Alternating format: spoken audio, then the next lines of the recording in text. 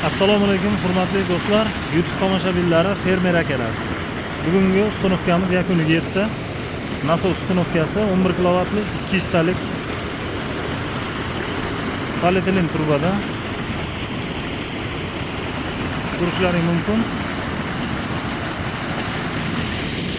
Chiqarayotgan suvini mana o'zlaring guvoh bo'ldilar.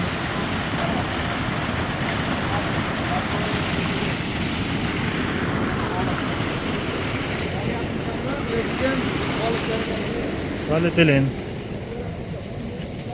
200 talik 11 kilovat, podium tik balandlik 11 metr, masofa 35 metr. Mana yo'ldan ko'mib olib o'tilgan. Ko'rishlaring mumkin. Namangan viloyati Mingbuloq tumanida. O'rtaga flans bilan adapter qo'yib ketilgan. Suluchayni holatda ikkalasini ham bo'shatib olish mumkin nasoslar. Glubin nasoslar. Mana shu joyda. Loyga botmaydigan qilib, как положено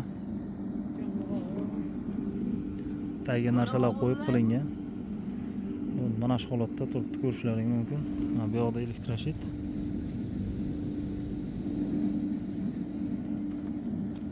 Bo'ldi, o'chiravering, bo'ldi. Hozir mana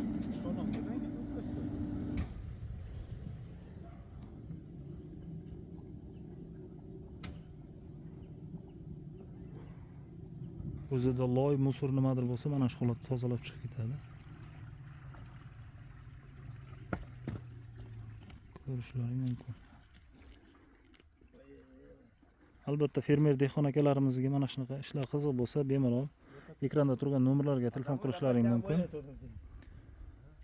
Ma'lumot, ishlar bo'lsa hammasini Xudo xolasa chiroyli qilib beramiz.